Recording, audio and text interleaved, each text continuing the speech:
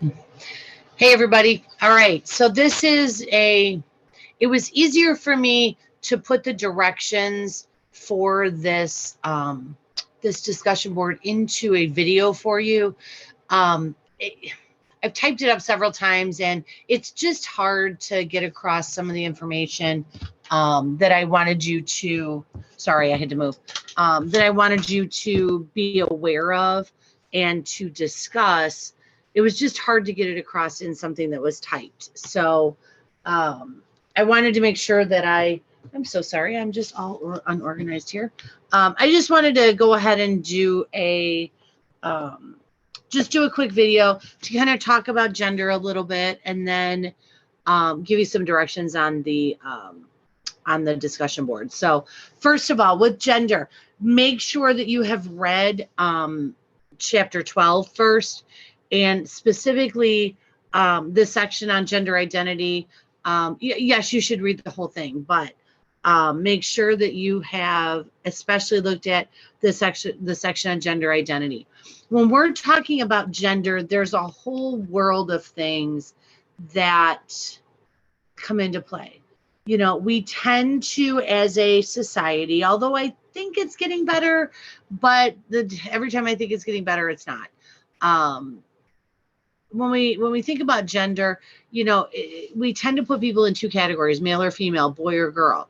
And there's a whole world of gender fluidity in there, of how people identify. And that's a whole different topic.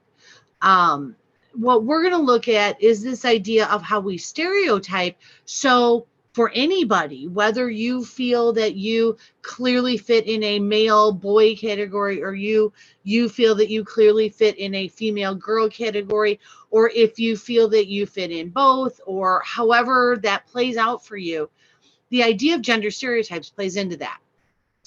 Every time we think about things that our daughters should do, or things that our sons should do, or jobs, or what sports that someone can play, or if it's a boy thing or a girl thing, or clothing. Clothing is a hot topic on gender. It's, oh my gosh, we could do a whole thing just on clothes for people who identify as female. Why is it that shorts for girls, regardless of the age, have half of the material that they have for boys, yet the girls are more? That's a whole other topic. But just even the things that are available. Clothing is just one of those things. Things that are out there, things that are in front of you. What models are wearing, what the kids at school are wearing. Should we wear, especially from girl perspective, should you wear a crop top? Should you get your belly button pierced? What does that say about you? What does it say if you don't fit into those things? My one of the clothing lines that my daughter likes is I'm gonna forget the name. I'm totally gonna forget the name. Shoot, I forget what it is. It's a Friday. Um, I can't think of it. It'll come to me. But anyway, this clothing style you have to order online. There is a store that's downtown Chicago, but everything in that store is one size. But it's one size, not one size extra large. It's, one size for a smaller girl. And what does that say to young girls about how you should look? Or how does that play on self-esteem if you can't go into, what is the name of that store? I'm gonna have to take the computer up and go look in her closet. um what does it say to girls who maybe don't fit into those clothes? Or um Brandy Melville, sorry, there you go, Brandy Melville, I knew I'd think of it. That's the clothing brand, and most things in there, if not all, are one size. Well, what does that say to especially young girls who maybe don't fit into that category? So that's the kind of stuff that I'm talking about. Now, it's not just clothing. It's it's the idea of, where do we see role models? Do you see someone in a position that looks like you? For example, education. Education tends to be, especially K through 12, tends to be a very female dominated field, except when you get into the role of principals or district superintendents, then a lot of times those tend to be male. You tend to have, although you will have, but you tend to have, male science and math teachers, where you have female English teachers. Now, again, you absolutely have teachers that don't fall into those categories, but in general, when you look around at toys, if there is a play kitchen set, does it tend to target girls or boys? Just the idea of things being pink and blue puts people in a category. The idea of, and again, I'm sorry if you've done this, but maybe, think about what I'm saying. Things like gender reveal parties when people are pregnant.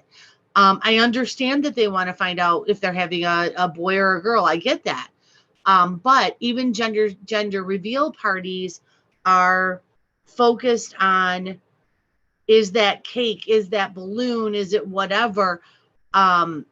When you gender reveal, the idea is you reveal pink or blue. Okay, so if you're having a boy, whatever it is that you did, if you're going to explode balloons, you're going to have a cake or whatever it is blue. If you're going to have a boy, if it's pink, you're going to have a girl.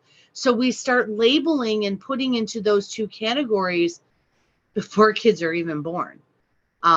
When we do things like gender reveal parties, or we do baby showers where, the balloons are pink or blue. And, when people have babies, excuse me, one of the first questions, if people don't know what they have, is, what did you have, a boy or a girl? Because then people run out and buy things for that baby that they feel are boy or girl things.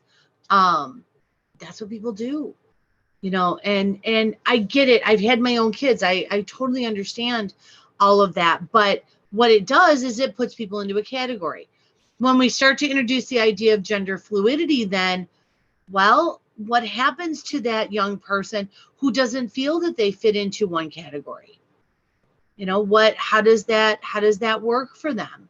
And the struggles that go along with that. And that's a whole other class, but that, especially in the teenage years are already messed up years.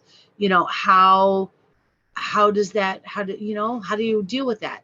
So the idea behind gender for this discussion board, I want you to be aware. I want you to look around the world. I want you to see what is out there. I want you to look for gender stereotype examples. You can look in the world around you. You can look right there at work. Look at employees. Look at things on campus if you're on campus. Whatever it is that you want to look at it. And I apologize, I'm writing down what I'm telling you guys to do. I want you to look for gender stereotypes. I would like you to find 5 or 6 gender stereotypes out there. And I want you to tell me what you saw, why you feel it's a gender stereotype, and what gender is it stereotyping. So you can't use this, but, for example, if you're in Target or Walmart or wherever, and you see, you go past the kids' clothing aisle, especially the baby aisle, and you see this whole section of blue and this whole section of pink, that's gender stereotyping. If you have a boy, you're going to the blue section. If you have a girl, you're going to the pink section. Okay. So I would want you to look for examples like that, but you can't use that. So tell me what you saw, what you see, what you've observed, and what is that stereotype? You may use examples from TV, movies, whatever. I don't care. If you're going to do that, or even out in the world, look for gender stereotypes of roles. Do you have a job where the higher up people, management, even your direct boss, might be a male, not a female? A gender stereotype about power. So that's why I say, too, make sure that you are reading the section in the text about gender identity and expression, but also gender inequality, where it talks about what are the stereotypes out there. So I don't care if you use real life examples, TV, movie. It can also be things that you've overheard. I know I love my parents, but my dad, my daughter was joking around one day that maybe she should go out for football. And I was shocked that my father's example, or that my father replied with, football is for boys, you're going to get hurt. I'm like, really? He raised 2 daughters, but he said to my daughter, football is for girls, you're going to get hurt. Now, y'all have not met my daughter, but she's a pretty strong girl. And, you know, she's just as a strong personality. And my feeling is if she wanted to play football, go play football. She's not the outdoorsy getting dirty kind of thing. So she wouldn't have lasted anyway. But, you know, the point was there was a comment made to her that you shouldn't do that because that's for boys. So you can also use that kind of example. Was something said to you or your kids? Or did you hear somebody's parent say something? Did you hear, I have a son who's older, and I remember hearing parents yelling at their kids who were playing football, you know, toughen up. We don't cry in football. Boys don't cry. You're fine. Get back in there and play. You're not hurt, as, you know, some kid is dripping blood.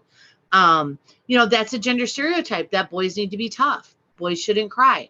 I don't care what you find, but I want you to do 5 to 7 examples and explanation of gender stereotype.